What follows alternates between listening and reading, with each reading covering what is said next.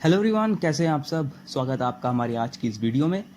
Last video में दोस्तों हमने हमारा सिलेबस देखा था जूनियर असिस्टेंट के लिए। इसी के साथ साथ जो आपका ये सिलेबस है, ये जो JKP Jammu Kashmir police department में एसआई की पोस्ट आ रही है, यहाँ पर जनरल एबिलिटी सेक्शन में भी ये इंपॉर्टेंट टॉपिक है। ठीक है, तो मैथ सेक्शन के लिए दोस्तों हमने शुरुआत की थी परसेंटेज से। ठीक है, परसेंटेज से हमने शुरुआत करी थी और कल हमने परसेंटेज के बेसिस पर मैंने आपको थोड़ी छोटी मोटी जो चीज़ें होती है कि आखिर ये परसेंटेज का मतलब क्या होता है। परसेंट यानी कि 1/100, जिसको सिंबल में इस तरह से लिखा जाता है परसेंट को। ये तो नॉर्मल बात है जो आप सबको पता होगी। मेन क्या चीज़ें आती है, आप सबको ये पता होना चाहिए कि परसेंटेज को फ्रैक्शंस में कैसे बदला जाता है, और यही चीज़ें मैंने आपको कल सिखाई थी। हमने कुछ बेसिक जो परसेंटेज थी जिनको फ्रैक्शन में कन्वर्ट करते वक्त, जैसे कि अगर मैं 50% की बात करूं तो इसका होता है 1/2 में फ्रैक्शन, ये कैसे होता है ये सब मैंने आपको कल बताया था। आज हम 20% टू फ्रैक्शन में कन्वर्ट करना सीखेंगे। ठीक है, और ये 20 की 20 आपको याद होनी चाहिए। मैं आपको सबके बारे में बताऊंगा। आपको ये 20 की 20 याद होनी चाहिए। एक दिन में याद नहीं होगी, मैं मानता हूँ, लेकिन 4-5 दिन बाद जैसे हमारा परसेंटेज कंप्लीट होता है, आपको ये सब की सब अच्छी तरह से याद हो जाएगी, ये मेरा वादा है। तो आप पेन कॉपी उठा लीजिए और एक एक करके हम सबको अब पढ़ना स्टार्ट करते हैं परसेंटेज टू फ्रैक्शन।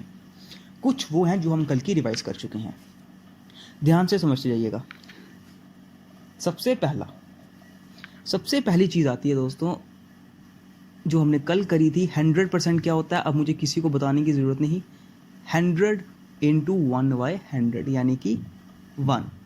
ठीक है, दूसरा 50% क्या होता है, 1/2। तीसरा 33 1/3%, या फिर इसको किससे लिखा जाता है, 33.33%। ये क्या होता है, 1/3। फोर्थ, ये सब नोट करके चलने शुरू कर दो आप। ठीक है, इसको सबको नोट करो। यहाँ पर 33.33% होता है 1/3। अगर मैं इसको 2 से मल्टीप्लाई कर दूँ तो ये क्या हो जाएगा, 66 2/3 या फिर 66.66%। और ये क्या होता है, ये होता है 2/3। ठीक है, ये 2/3 कैसे है ये आपको पता चल गया होगा। इसके बाद फोर्थ आपको क्या याद करना है, 25% किसके बराबर होता है, 25% 1/4। इसी की ही ब्रांचेस है। अगर मैं इसको आधा कर लूँ, ये क्या हो जाएगा, 12.5% या फिर 1/2%। और ये किसके बराबर होगा, 1/8 के। जब आपने इसको आधा किया ये भी आधा होगा, यानी कि मल्टीप्लाई 1/2 होगा। इसको फिर से आधा करो, 6.25% या 1/4%। ये किसके बराबर होता है, 1/16 के। ओके, अब 12.5% की फर्दर ब्रांचेस पूछी जाती है। जैसे कि अगर पूछ लिया जाए 37.5% किसके बराबर होता है, 62.5% किसके बराबर होता है, 87.5% किसके बराबर होता है। तो ये तीनों किसके बराबर होते हैं, हम सब ने ये कल रिवाइज किया था, तो आज आपको ये सब आनी चाहिए। 37.5% किसके बराबर होता है, देखो 0.5 फैमिली को बिलोंग करता है। 12.5 को जब आप 3 से मल्टीप्लाई करोगे तब आता है 37.5%, यानी कि 1/8 को जब आप 3 से मल्टीप्लाई करोगे तो 3/8। दूसरा 62.5%। 62.5% 12.5 यानी कि 12 के टेबल में कौन से टेबल में आता है, 5 के। 12 5 60, तो 12.5 इंटू 5 62.5 यानी कि 5/8। इसके बाद 87.5 किसके टेबल में आएगा, ये 12.5 के टेबल में। कब, जब आप इसको 7 से मल्टीप्लाई करोगे। तो जब आप 12.5 को 7 से मल्टीप्लाई करोगे, यानी कि 1/8 को 7 से मल्टीप्लाई करोगे, तो ये 87.5 आपको आ जाएगा। ये आ जाएगा 7/8 के बराबर। ओके, ये फोर्थ भी आपको क्लियर हो चुका होगा।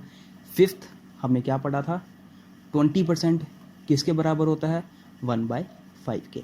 तो इस तरह अगर आप इसकी ब्रांचेस पूछ ली जाए, अगर मैं आपको बोल दूँ 40% किसके बराबर होगा, तो आप क्या बोलोगे, 20% 1/5 है। 40% कैसे निकलेगा, जब आप इसको 2 से मल्टीप्लाई करोगे। अगर इसको 2 से मल्टीप्लाई किया है तो इसको भी 2 से मल्टीप्लाई करना पड़ेगा। 40% यानी कि 2/5। इसी तरह आपसे मैं पूछ लूँ 60% किसके बराबर होता है, तो 60% किसके बराबर होगा, 20 को जब 3 से मल्टीप्लाई करोगे, 23 × 60। इसी तरह 1/5 को जब 3 से मल्टीप्लाई करोगे, यानी कि 3/5। 80% किसके बराबर होता है?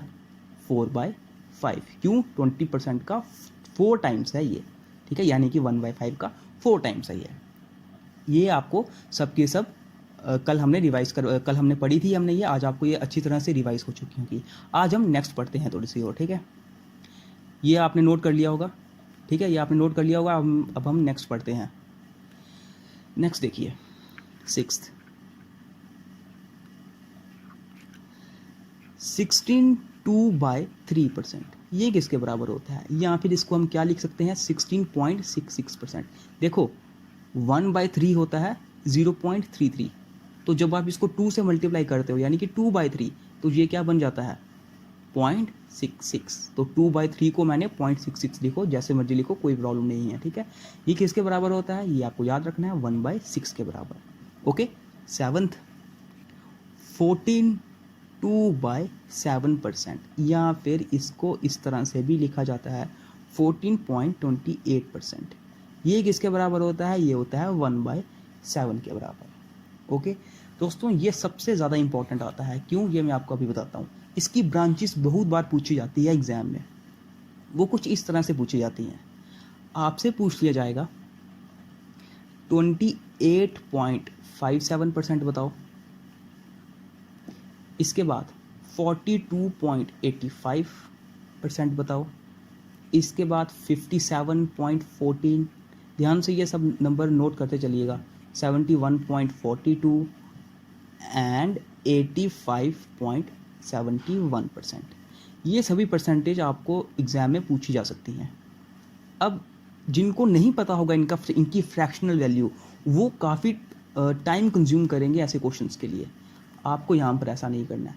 देखो ये सब की सब टर्म्स दोस्तों, ध्यान से अगर आप इन सब को देखो ना, ये सब की सब जो डिजिट्स हैं ये इस फैमिली को बिलोंग करते हैं। 14 2/7 या 14.28% वाली फैमिली को बिलोंग करते हैं। 14 2 28 यानी कि 2/7, ठीक है। 14.28 इंटू 3 जा 42.85 यानी कि 3/7। 14 को जब आप 4 से मल्टीप्लाई करोगे 56 यानी कि 57.14 के बराबर, तो ये आएगा 4/7। अब आपका क्वेश्चन ये होगा कि हम आखिर ये कैसे पहचानें कि ये 28.57, 42.85, 57.14 या जो भी आगे मैंने लिखे हुए हैं ये इसी फैमिली को बिलोंग करते हैं। तो दोस्तों इसके लिए मैं आपको एक सिर्फ नॉर्मल वैल्यू बता देता हूँ। 14 मतलब 14 2 28, फिर क्या आता है 57।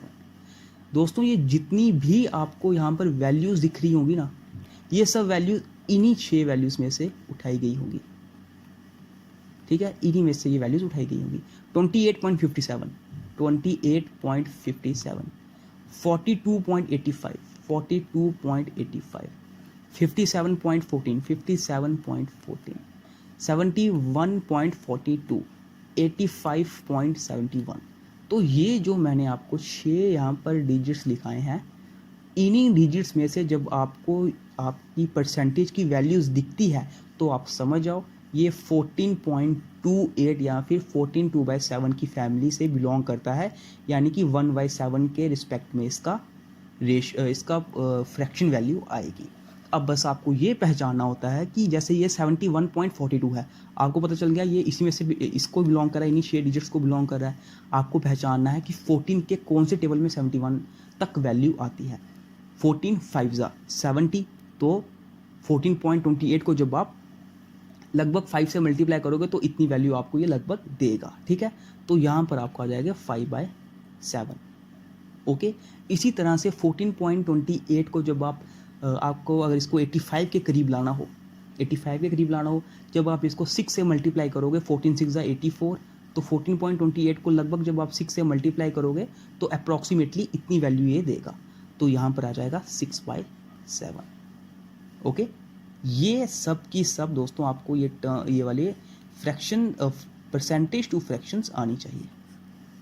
देखो ये नॉर्मल जो मैंने आपको पीछे लिखा है ये तो सबको पता होंगी, लेकिन ये वो चीज़ें हैं जो सबको पता नहीं होती है। ये मैं मानता हूँ कि एक दिन में ये सब याद नहीं होगा।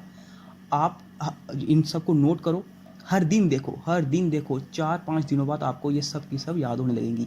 ये मुझे पता है ये वैल्यूज़ याद नहीं होती हैं, ये वैल्यूज़ याद नहीं कर पाओगे आप।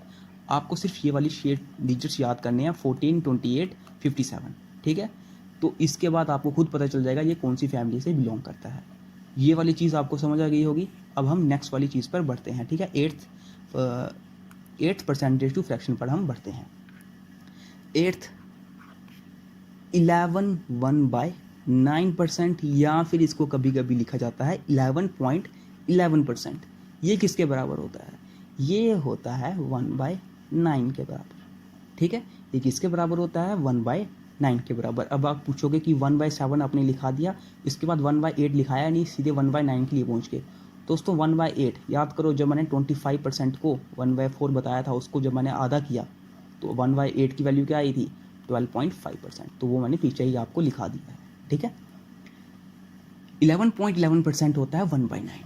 अगर आपको एग्जाम में पूछ लिया जाए 55.55%, आप क्या बोलोगे?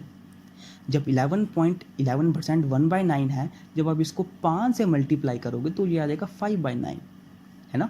बिलोंग तो ये 11.11% वाली फैमिली को ही कर रहा है। इसी तरह से अगर आपको 88.88% पूछ लिया जाए, फिर आप क्या लिखोगे? 8/9। अब आपको ये सब चीज़ें पता चलने लगी होंगी कि ये क्या हो रहा है, ठीक है। कौन सी फैमिली को कौन सी चीज़ बिलोंग करती है और क्या मल्टीप्लाई करने पर उसकी क्या फ्रैक्शनल वैल्यू आती है। नाइन्थ काफ़ी ईजी है, आप सबने किया होगा। 10% क्या होता है इसकी वैल्यू? 1/10, ठीक है। टेंथ है 1/11%, या फिर इसको लिखा जाता है 9.09%। ये किसके बराबर होता है? ये होता है 1/11 के बराबर, ठीक है। 1/11 के बराबर 9.09 1/11 के बराबर है, ये आपको याद हो गया होगा। इसके बाद अगर आपको एग्जाम में पूछ लिया जाए 45.45% बताओ, तो क्या बोलोगे आप? देखो, जब 9.09 को आप 5 से मल्टीप्लाई करो तब आता है 45.45, यानी कि अगर आपने LHS को 5 से मल्टीप्लाई किया, RHS को 5 से मल्टीप्लाई करोगे 5/11। इसी तरह से 63.63 पूछ लिया जाए तो कौन से टेबल में आएगा? 7 के 7/11, है ना। 9.09 को जब आप 7 से मल्टीप्लाई करोगे तो ही तो 63.63 आएगा, और 9.09 अगर 1/11 है तो 63.63 7/11। ओके, एक मैं आपसे अभी पूछ लेता हूँ 72.72%, ये किसके बराबर आएगा? कौन से टेबल में आता है? 9 के 8 के टेबल में। 9 8 72, ठीक है। इधर भी 72, इधर भी 72, तो ये 8/11। बात समझ आई, ठीक है। 11th वाले पर मूव करते हैं। 11th है 8 1/3। अब मुझे आप खुद बताओ 8 1/3 क्या होता है? 0.33%, 0.33%, ठीक है। तो यहाँ पर क्या हो, ये लिख लेता हूँ मैं 8.33%। ये किसके बराबर आता है? ये आता है 1/12 के बराबर, 1/12 के बराबर। एग्जाम में क्या पूछा जाता है?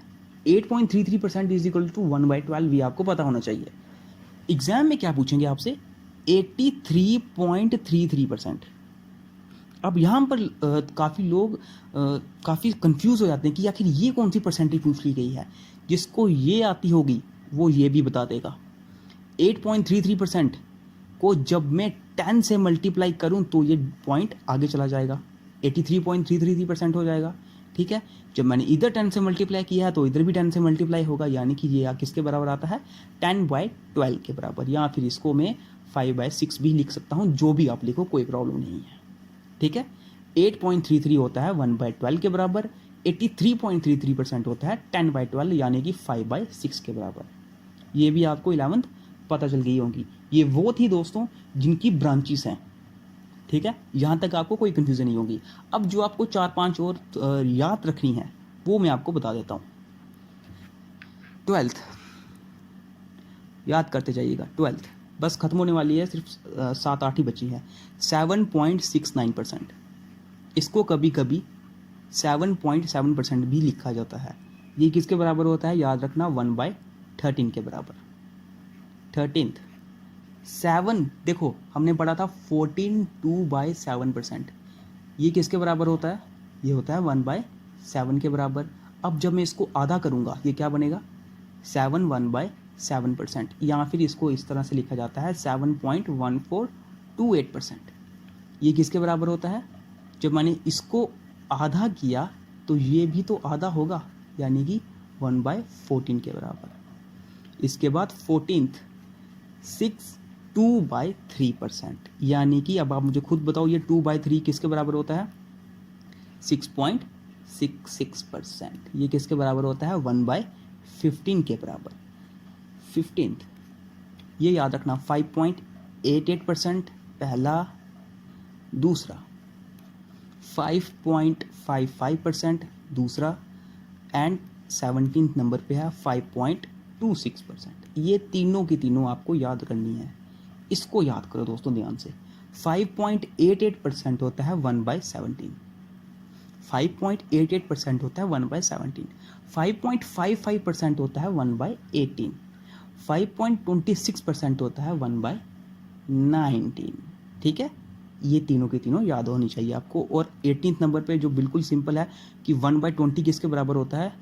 5%। ये होता है 1/20 के बराबर। ओके, 5% क्या होता है? 1/20। इसके बाद आखिरी दो है 19th, आपको जो याद रखनी है 4.76%। ये होता है 1/21 के बराबर। एंड लास्ट इज 4.16%, जो कभी कभी एग्जाम में पूछ लिया जाता है 1/24 के बराबर। ये है कंप्लीट 20% से फ्रैक्शंस जो आपको याद होनी चाहिए। बात समझ आ रही है? ये वो है जो आपको याद होनी चाहिए। ये मेरा वादा है दोस्तों, आप समझ रहे होंगे इतनी सब लिखा दी हैं, एक दिन में कैसे याद होगी। मैं आपसे इसको एक दिन में याद करने वाली बात ही नहीं बोल रहा हूँ। मैं आपको हर दिन क्लास स्टार्ट होने से पहले 4 से 5 फ्रैक्शंस खुद याद करवाता रहूँगा, और धीरे धीरे करके जो हमारी 5 से 6 क्लासेस होंगी परसेंटेज की, हम इन पूरी क्लासेस के कंप्लीट होने पर आपको ये सब परसेंटेज से फ्रैक्शंस वाले टेबल अच्छी तरह से याद होंगे। आप सिर्फ क्या काम करो, हर दिन अगर आपसे ज़्यादा याद नहीं होती, याद करना ही नहीं है पहली बात, आपको रट्टा नहीं मारना है, समझना है आपने इन सभी परसेंटेज को। अब आपको इन सभी के बारे में थोड़ा थोड़ा नॉलेज हो चुका होगा। मैं मानता हूँ कि एक दिन में ये सब याद नहीं होने वाली, 4 से 5 दिन लगेंगे, और इन्हीं 4 से 5 दिनों में आपको ये पूरा परसेंटेज से फ्रैक्शन आ चुका होगा। ठीक है, ये आपको समझना था। जो सब आपको टेबल शो करते हैं ये एक्चुअली में ऐसा होता है। ठीक है, यहाँ तक रहा दोस्तों हमारा सिर्फ परसेंटेज टू फ्रैक्शन तक का पार्ट। अब देखो, अब आपको समझना क्या है। देखो दोस्तों, जब मैं आपको परसेंटेज से फ्रैक्शन तक का ये लिखा रहा हूँ, इसका आखिर मोटो क्या है मेन, समझो ध्यान से। आपने आपके क्वेश्चंस में आपको पूछा क्या जाता है? बेसिक क्वेश्चंस जो आपको पूछे जाते हैं, that depends on basic, increment and decrement. ये है वो टॉपिक जिस पर आपको जैसे जेके एसएसबी क्लास 4 एग्जाम में क्वेश्चंस देखने को मिले होंगे। इन टॉपिक्स पर आपको क्वेश्चन देखने को मिलते हैं जेके एसएसबी क्लास 4 एग्जाम में। लेकिन अब जब जूनियर असिस्टेंट का एग्जाम है, इसमें शायद ये लेवल नहीं चलेगा। इसमें लेवल हाई होगा, तो इस पर जितने भी 4 से 5 कंसेप्ट्स हैं वो मैं आपको सब पढ़ाऊंगा। जैसे कि इलेक्शन बेस्ड आ गए, परसेंट पास फेल आ गया, कमीशन भी आजकल नया जुड़ चुका है, हमें वो भी पढ़ना पड़ेगा। इसी के साथ अगर मैं एक उस टॉपिक की बात करूँ, price into consumption is equal to expenditure, तो इसी के साथ इनकम वाला भी, इनकम एक्सपेंडिचर वाला भी है। ये सब के सब कंसेप्ट हम परसेंटेज में पढ़ेंगे। अभी आपको बेसिक से स्टार्ट करना है। आज की क्लास हमारी पूरी बेसिक पर होगी। ठीक है, क्वेश्चंस भी करेंगे, पहले आप बेसिक समझ लीजिए। अब ध्यान से समझना इस चीज़ को। देखो दोस्तों, अगर जब एग्ज़ाम में आपको क्या बोला जाता है एग्ज़ाम में, कोई एक पैसा है, कोई एक वैल्यू है, क्या होता है उस वैल्यू में 20% इंक्रीज़ हो जाता है। उस वैल्यू में 20% इंक्रीज़ हो जाता है, और न्यू वैल्यू क्या बन जाती है? 120%। ठीक है, ऐसे आप क्वेश्चंस किया करते थे। मतलब अगर आपको एग्जाम में बोला जाता था कि कोई वैल्यू है 20% इंक्रीज़ हुई, और बताओ वो वैल्यू क्या बन गई, आप क्या करते थे? आप समझते थे कि लेट अस सपोज जो ओरिजिनल वैल्यू है वो 100% है, 20% इंक्रीज़ हुई, यानी कि ये क्या हो गया? 120%। यहाँ तक ये बात बिल्कुल सही थी, बिल्कुल सही कंसेप्ट ये चलता था। लेकिन दोस्तों अगर मैं आपसे कुछ इस तरह से वैल्यू बोल दूँ कि कोई वैल्यू, पहले कोई पैसा है मेरे पास, वो 10,000 है, ठीक है, वो 10,000 है, बाद में वो 16.66% इंक्रीज़ हो गया, 16.66% इंक्रीज़ हो गया, तो मुझे बताओ नया पैसा इंक्रीमेंट के बाद क्या बनेगा।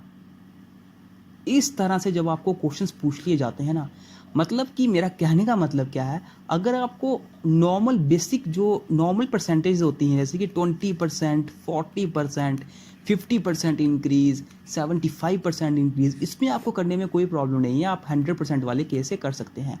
लेकिन अगर आपको एग्ज़ाम में इस तरह से परसेंटेज पूछ ली जाए, 7.1/7% इंक्रीमेंट हुआ, यानी कि 7.1428% इंक्रीमेंट हुआ, 16.66% इंक्रीमेंट हुआ, 6.66% इंक्रीमेंट हुआ, तो इसमें आप क्या करोगे।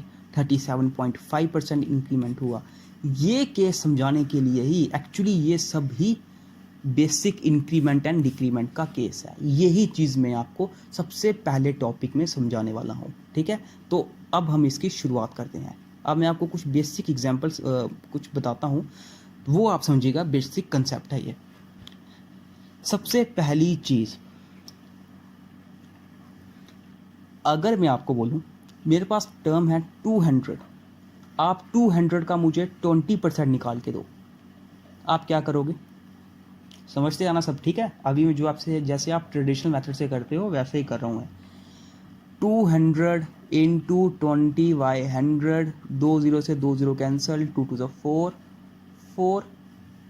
40 इसका आंसर आ जाएगा, ठीक है। 200 का 20% होता है 40, बिल्कुल सही बात है, आप ऐसे क्वेश्चन निकालो, कोई प्रॉब्लम नहीं।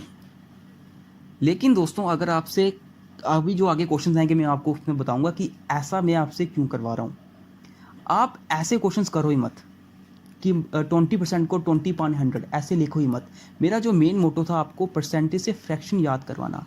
आपको करना क्या है, अगर आपको एग्जाम में पूछ लिया जाए जैसे कि मैं लिखूँ 240 का 16.66% निकाल के दो, अब कैसे निकालोगे आप, अब कैसे निकालोगे आप, क्या आप ऐसे करोगे 24 इंटू 16 6/20 इंटू परसेंट को फिर से 1/100, तो ऐसे निकालने में दोस्तों कितना टाइम कंज्यूम होगा ये आपको पता है। लेकिन यहाँ पर बाजी कौन मारेगा, जिसको डायरेक्टली ये पता है कि 16.66% होता है 1/6, 6 4 24 और 4 इज द आंसर हियर। ये बात समझ आई। अब आपको पता चला होगा, मैंने 16.66% का आपको पता होगा, 1/6 मैंने बताया है कि इस परसेंटेज को रेशियो में 1/6 लिखा जाता है। इसका answer directly 4 with in seconds निकल जाएगा। ये चीज़ें आपको समझनी है। इसी के बेसिस पर आगे हम कुछ क्वेश्चंस करते हैं, ठीक है। कुछ क्वेश्चंस देखो आप, ये बेसिक इंक्रीमेंट और डिक्रीमेंट केस में आपको समझाता हूँ, पहले आप ये क्वेश्चंस ट्राई करो। यहाँ पे क्वेश्चंस देखो, ठीक है। 25 इंटू 240%, 40 इंटू 380%, ये पहले आप क्वेश्चन खुद निकालो, फिर मैं आपको बताता हूँ ये कैसे निकालना है, ठीक है।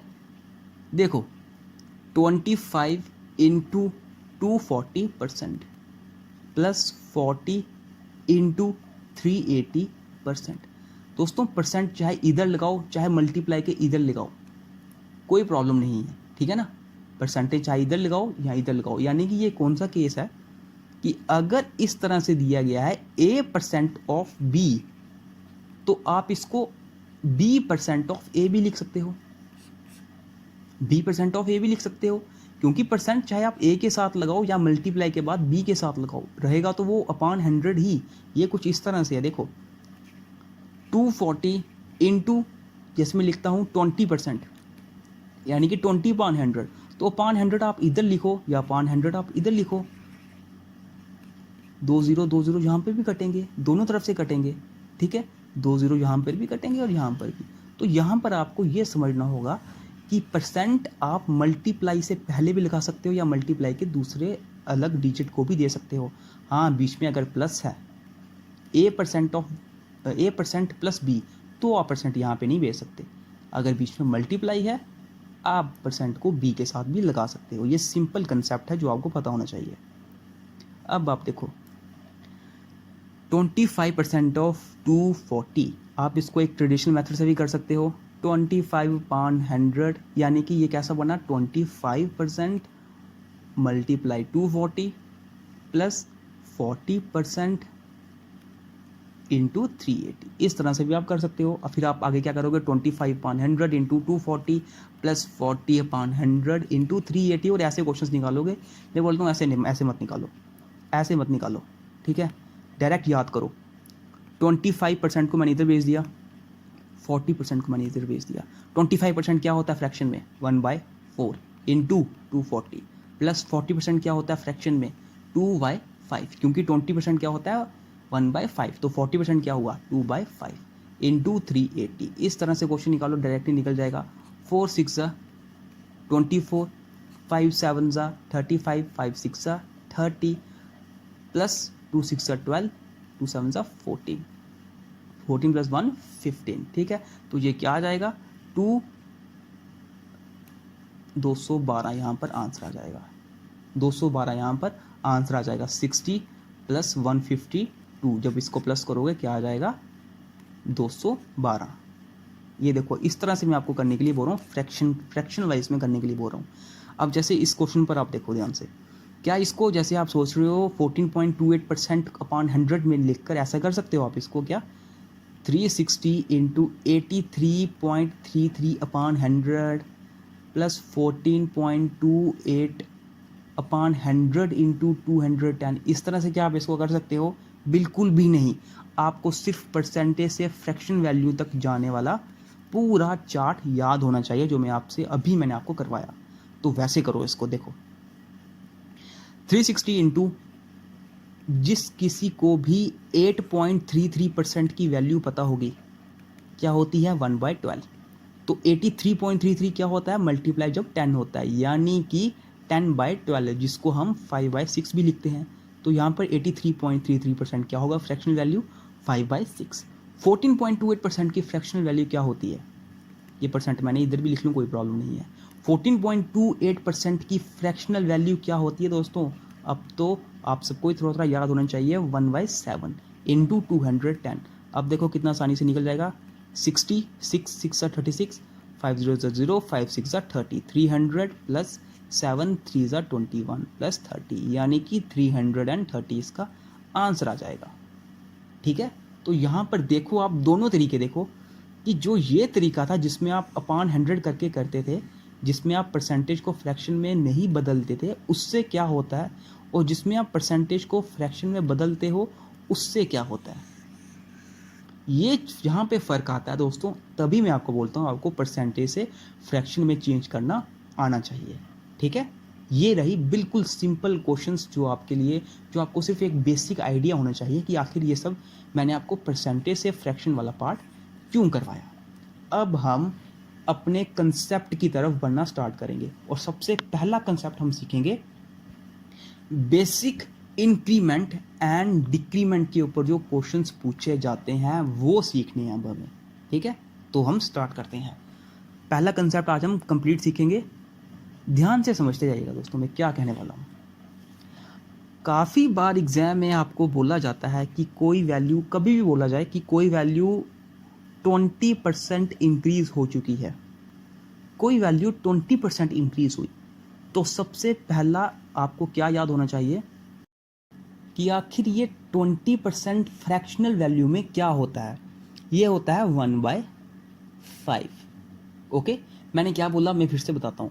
मैंने बोला कोई वैल्यू, एनी वैल्यू जिसमें इंक्रीज होता है कितना, कोई वैल्यू है उसमें इंक्रीज होता है 20% का, तो फ्रैक्शनल में इसका मतलब क्या होता है, 20% फ्रैक्शन में होता है 1/5, यानी कि कोई वैल्यू पहले 5 थी, कोई वैल्यू पहले 5 थी, उसके बाद उसमें एक इंक्रीज हुआ और वो वैल्यू बन गई 6। ये कहने का इसका मतलब है, और यही चीज़ आती है बेसिक इंक्रीमेंट और डिक्रीमेंट में। आज कंसेप्ट समझ लीजिए, कल हम इसके बेसिस पर क्वेश्चंस करेंगे, वो मैं क्वेश्चंस आपको होमवर्क के लिए दे दूंगा, आप कर सकते हो। ठीक है, कल हम इसके बेसिस पर क्वेश्चंस भी करेंगे, अभी आप कंसेप्ट समझ लीजिए। देखो मैं क्या कह रहा हूँ, मैं आपको फिर से बताता हूँ, कोई वैल्यू इंक्रीज हुई, इस बार बताता हूँ मैं 37.5%, ठीक है। कोई वैल्यू 37.5% डिक्रीज हुई, कोई वैल्यू 37.5% डिक्रीज हुई, इसका मतलब क्या है, 37.5% क्या होता है, ये होता है 12 3 36, यानी कि 3/8। 12.5% क्या होता है, 1/8, तो 37.5% 3/8 डिक्रीज हुई। दोस्तों जो ये नीचे डिनोमिनेटर वाली वैल्यू होती है, हमेशा याद रखिएगा, नीचे जो डिनोमिनेटर वाली वैल्यू होती है that is the original value. जो ओरिजिनल वैल्यू होती है ये होती है नीचे वाली, जो यहाँ पर 8 है। और ऊपर कौन सी वैल्यू होती है, ऊपर वो वैल्यू होती है जिसके बारे में बोल रहे होते हैं कि या तो ये इंक्रीज हुई है या तो ये डिक्रीज हुई है। बात समझ आई। तो जब ये बोला जाता है एग्जाम में कि 37.5% इंक्रीज हुआ है, मतलब कि 3/8 फ्रैक्शनल वैल्यू कि पहले ओरिजिनल वैल्यू 8 थी, उसके बाद उसमें 3 का इंक्रीज हुआ है और वो वैल्यू डिक्रीज है यहाँ पर, उसके बाद उसमें 3 का डिक्रीज हुआ है और वो वैल्यू डिक्रीज होने के बाद क्या बन गई है, 5। ठीक है, वो वैल्यू डिक्रीज होने के बाद क्या बन गई है, 5। मैं आपको बताता हूँ कि ये क्वेश्चंस कैसे इफेक्टिव होंगे। देखो अब मेरी बात सुनो ध्यान से, मैं एक क्वेश्चन आपको यहाँ पर एग्जांपल दे देता हूँ। बोला जाता है एग्जाम में कि कोई वैल्यू है, वो वैल्यू 37.5% इंक्रीज हुई, ठीक है, 37.5% इंक्रीज हुई, और इंक्रीज होने के बाद ये वैल्यू क्या बन जाती है, ये वैल्यू बन जाती है 11,000।